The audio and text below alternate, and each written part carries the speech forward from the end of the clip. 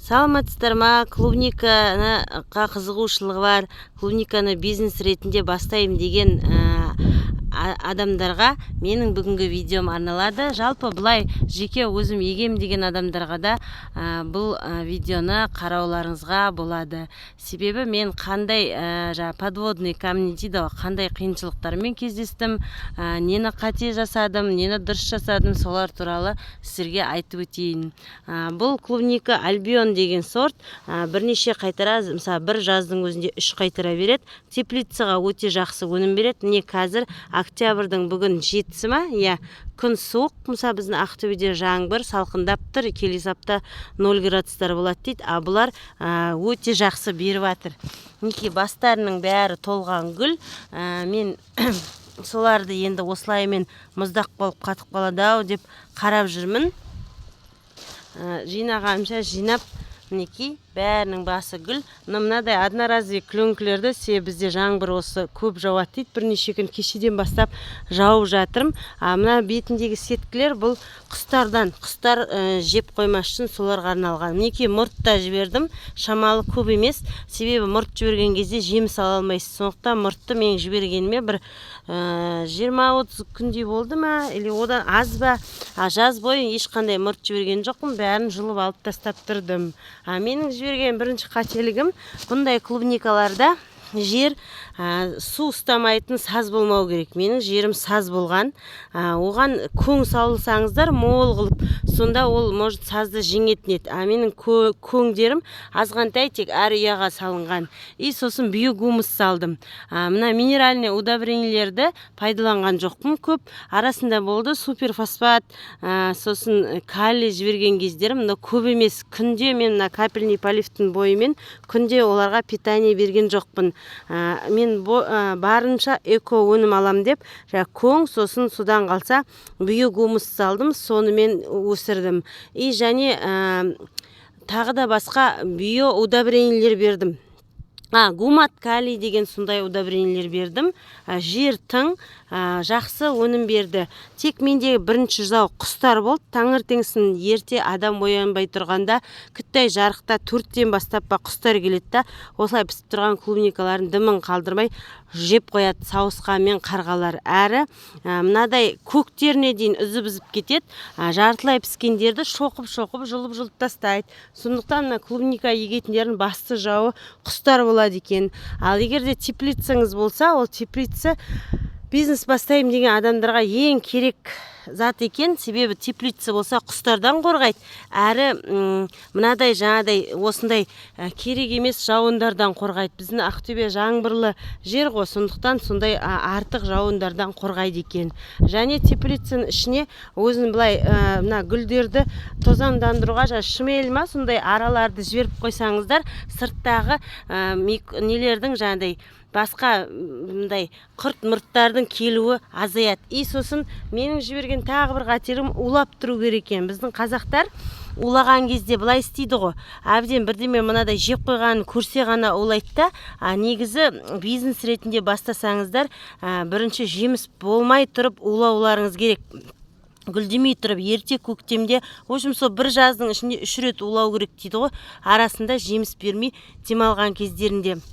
Бұл клубника деген жаңадай қайта бере беретін 3 рет клубника ғой. Егер теплица болса, ол қыста да беретін.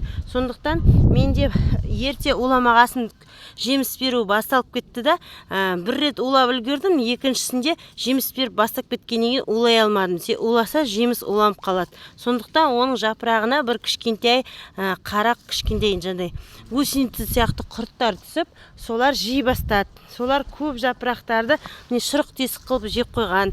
Бірақ одан да бірінші жау жаңа құс мынадай жеп қоятын. Екінші жау су жаңбыр көп түссе, жер саз болса, жаңадай су тұрып қалса, астында тамырларында қара шірік соған әсіресе не сорт, жаңадай Альбион болғанда, ол жалғыз Альбион емес шығар, Еуропадан келген жақсы сорттар соларға подвержен екен. Хотя мен көшетті алған кезде көшетті жаңағыдай олар стерилизовать еткен, жаңа күшті питомниктерден алдым ғой, андай асты тек құмда еккен, бірінші стерилизация жасап, бәрін жердің бәрін несін микроорганизмдерін өлтіріп тастаған таза жерге еккен көшеттен алдым ғой, чтобы бізге солай ауру таратпас үшін. Соның өзінде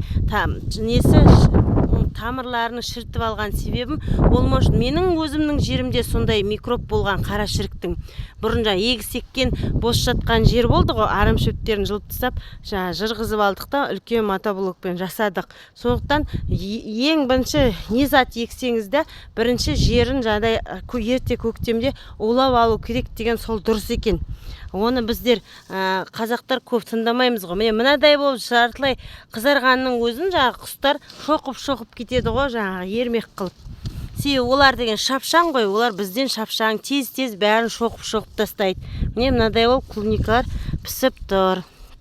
Сосын көбінесе жақсы үлкен береді. Енді болады арасында кішкентай, но бірақ мына Альбион в основном өте үлкен, тіпті гигантский үлкен нелерді береді осы открытый грунтта. Но мен естігенім теплицасы барлардың условиясы бізге қарағанда жақсы ғой. Мысалы түнде қатты салқын болып кетпейді оларда. Ерте көктемде де, күздерде де бізде түнде суық болып кетеді ғой. Ол теплица деген түнде суық кетпейді.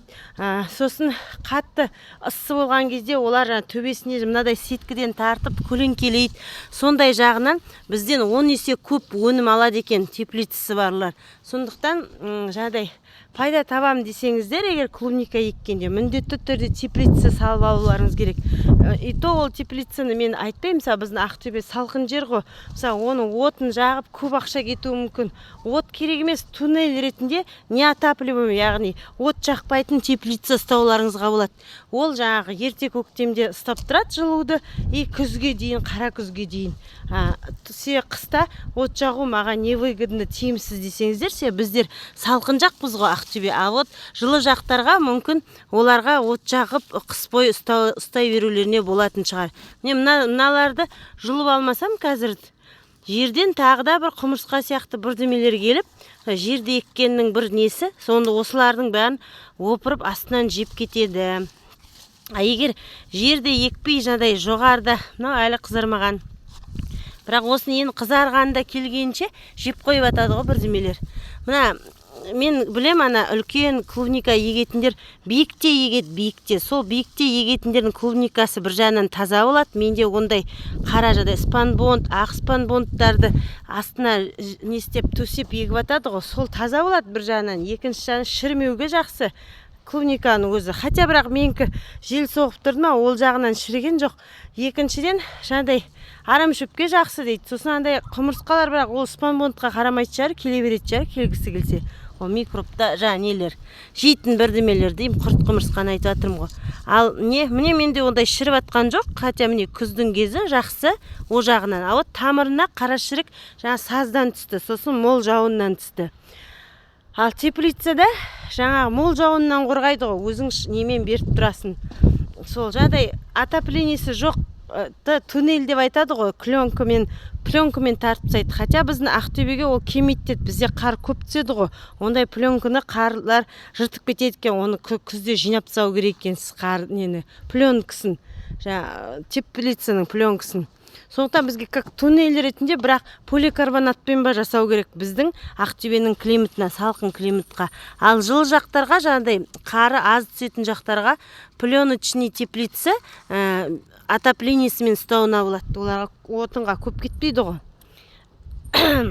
Жылытуға, ал бізде жылытуға көп кетеді. Сондықтан бізде үлкен клубничниктердің өзінен естім, не істеп от жағып керек емес, ona көп не болады деген, көп шығын шығады дегенді.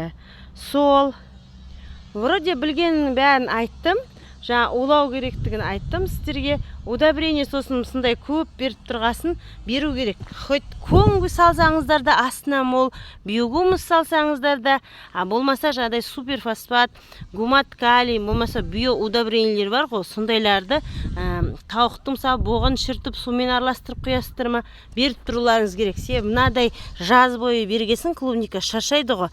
Негізі клубниканың срогы 3 жыл бойына жүрген қажет емес дейді. бір жыл толық служить етсе, осы мысалы биылғы еккен клубника келесі жазға дейін служить етсе, келесі күзде оны алып тастап, орнын уже басқа көшеттермен не істеп алмастыруларыңыз керек. Әрі көшеттерді жаңағыдай дайын астында тамырмен келген көшеттерді алған жақсы, жаңағыдай питомниктерін олар дайын келеді. Біздің мынадай келген, біздің мынадай көбейткен көшетімізді білмеймін, енді келесі жылы айтам, качествосы қалай болатын. Олар өзініңше әке-шешесінің мынадай жақсы беретін қасиетін қайталай ма, қайталамай ма, олар гибрид сияқты ма, ол жағын білмеймін. Негізі питомниктен алған дұрыс деп айтады. Сол білгенімен бөлістім.